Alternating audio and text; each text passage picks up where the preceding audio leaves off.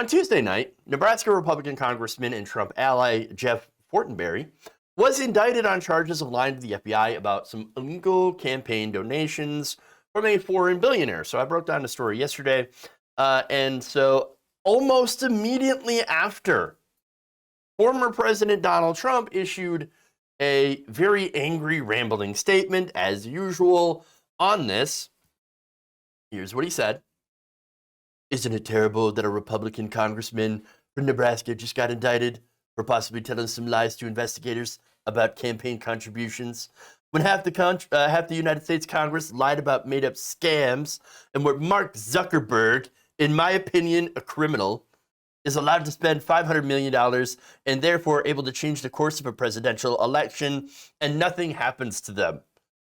Comey lied, Schiff lied, Crooked Hillary lied, McCabe lied, the two lovers, Peter and Lisa, lied. They all lied, having to do with Ukraine, because they knew it was a scam. I'm surprised he didn't say Russia. I guess he's tired of saying that.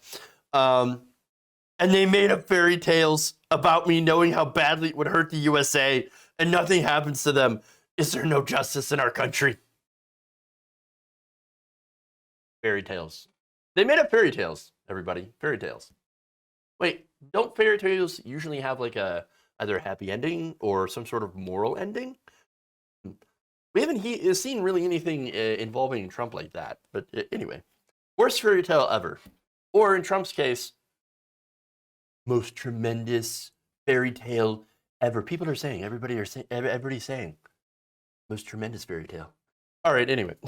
So, is there any justice in our country? Well, there's a lot of injustice. I can agree with that.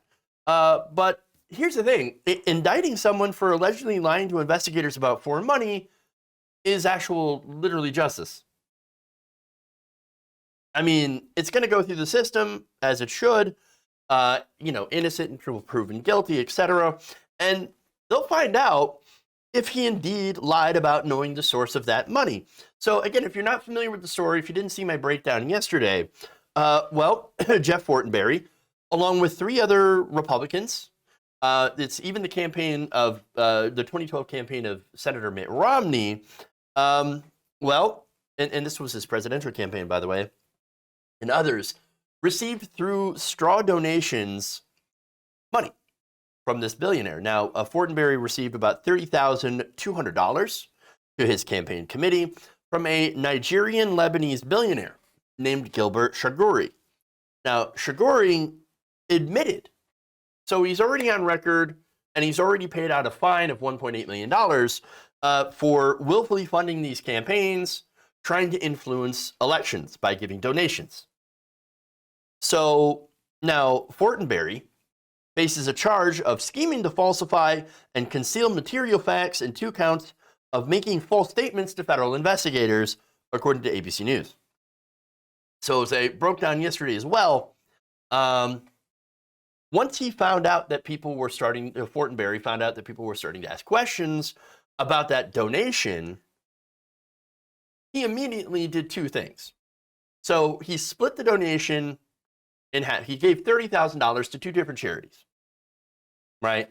He split a $30,000 donation to 2 different charities, and then immediately set up a legal defense fund. This is a couple of years after he had received the donation in question. So, that's not shady at all, though. What are you talking about? No, that doesn't look bad at all. People are asking questions about a donation, and then immediately you make a donation to charity and basically getting rid of or trying to get rid of the evidence. Weird. So, no, it's actually not terrible or an injustice that he was indicted. They're literally attempting to get justice in this case for breaking campaign finance law, even though, technically, he can say, and he's argued, I didn't know that the money had come from a straw donor, and therefore he's not actually in trouble for getting the donation, but he is in trouble for allegedly lying to investigators about the source of the donation. So let's be very clear. So look, taking foreign money, obviously bad. Lying about it, Obviously also bad. But I also think that taking any campaign money is bad. I mean, and the reason that I say that, or I should say the solution to that, is publicly financed elections. So get rid of the corporate money, get rid of the union money, get rid of the big billionaire donor money, get rid of all the out-of-state money, and just only go with publicly financed elections. That's it. And of course, with even, that they should all get the same amount of airtime, etc., and the same amount of exposure, and actually really have a contest of ideas instead of a contest of who can raise the most money and buy the most airtime and buy the most mailers, etc., etc., etc. I think that if we did that, we would eliminate approximately 95% of all of our problem with political corruption. Get the money out. Just get the money out. But now Donald Trump, back to him, sees this as a way to feed into his ever-present victimhood narrative. Remember, conservatives would lament the oppression Olympics. I remember that. Well, it appears that they have now formed, in Trump, a gold medalist in the oppression Olympics. He's like, oh my God, I'm always so oppressed. And everybody around me, always so oppressed. I can't believe how badly they treated me and everyone else. All right, so it's even funnier that he goes after Facebook, which, by the way, by the time this video goes up, might not even be called Facebook anymore. So that's some ironic news. But all right. But he goes after Mark Zuckerberg,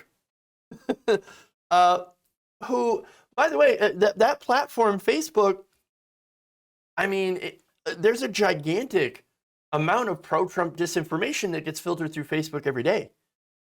And it was widely and uncritically shared on the platform for years until people started, of course, pushing back and saying, hey, maybe we should have like a fact check or something on there. But of course, if you do a fact check on Facebook, watch out, because usually the things that get fact checked the most happen to be right-wing pages, because they're often the ones that lie the most.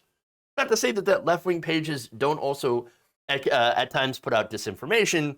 I've seen some cringy stuff from Occupy Democrats that wasn't true. But generally, most of the disinformation, the vast majority of it, comes from right-wing pages. Just saying.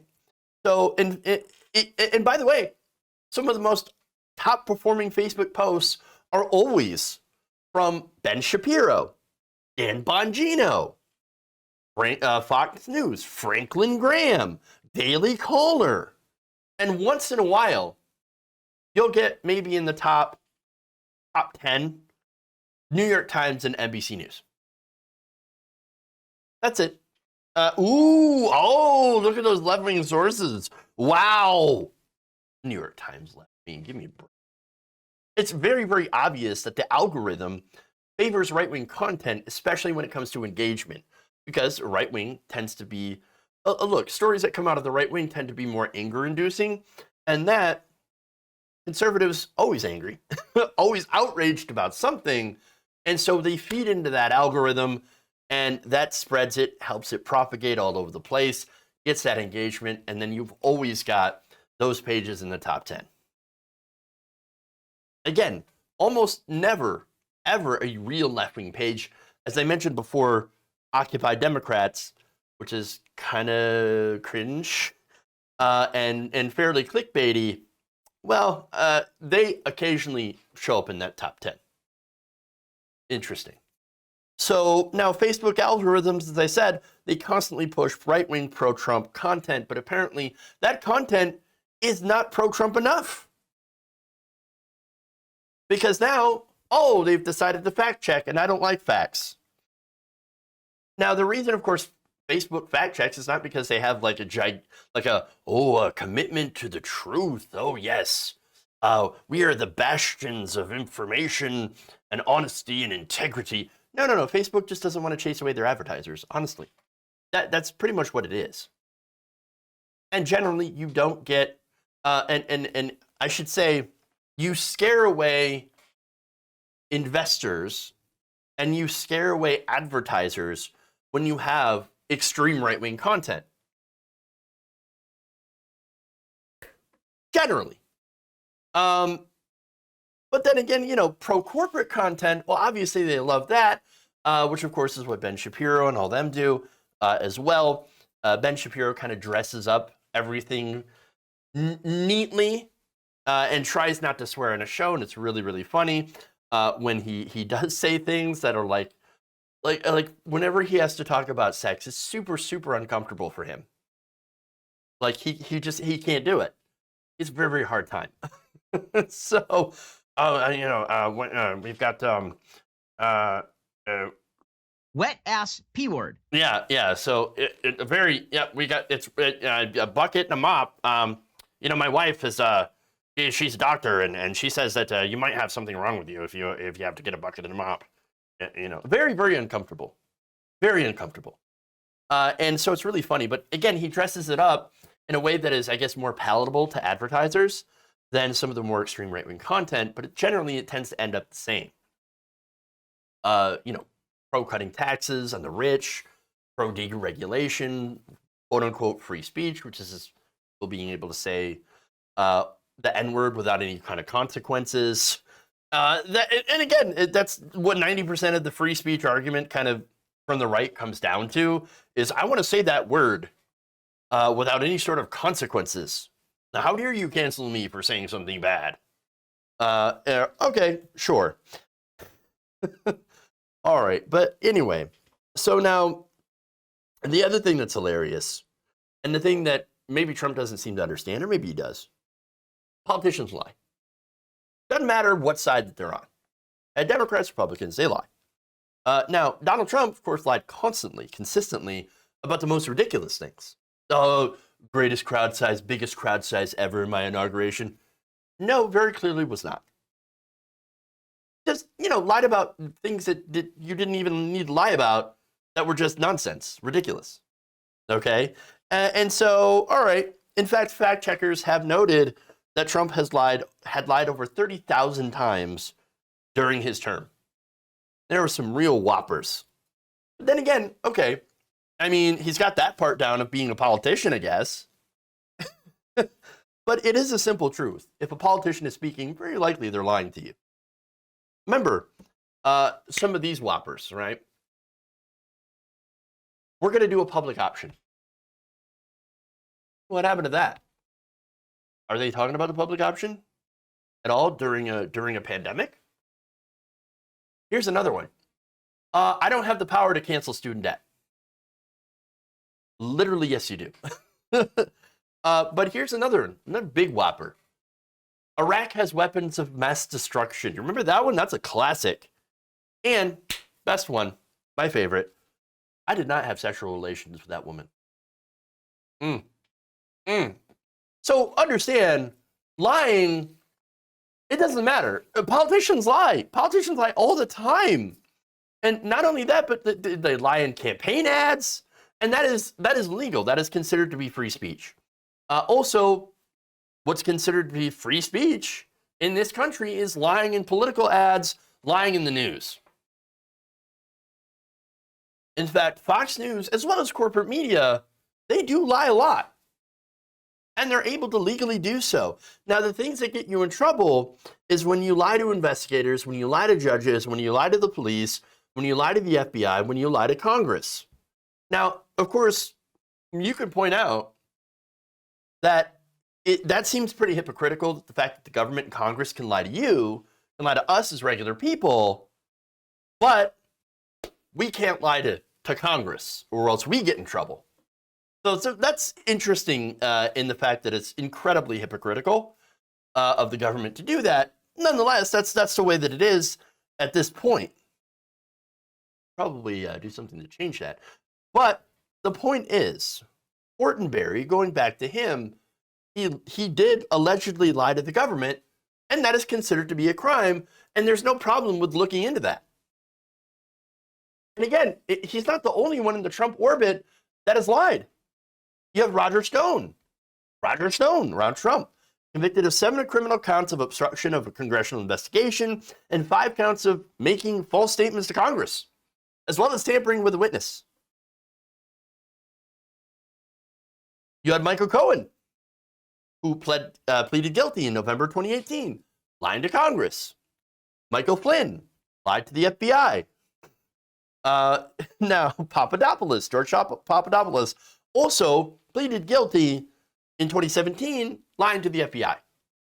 So there's kind of a pattern here. Turns out if you lie to the FBI, you're going to get in trouble during an investigation. Just a couple of examples of how if it's shown and proven that you have lied to the FBI, well, then you're probably going to get some jail time, which might happen to our friend, Mr. Fortenberry. So, but then again, Donald Trump, being Donald Trump, says, I don't give a damn about the law. I don't care as long as the people are on my team. See, so the people on my team can lie every single day about anything, including myself, right? And I can lie all the time. But if you lie on, and you're not on my team, you're on the opposite team, well, then we're coming for you. It's totally unfair that, that they can lie, but I can't. Whereas nobody should be lying. Nobody should be lying. But unfortunately, the truth of the situation is that there is a lot of lying and a lot of dishonesty in politics. So when he asks, is there no justice? Well, understand that for him, justice is anything that helps to serve him. If you enjoyed this video, please give us a like and share with your friends. You can subscribe and help out the channel by becoming a patron. It's patreon.com/Jeff Waldorf, or you can become a channel member as well by hitting the join button below.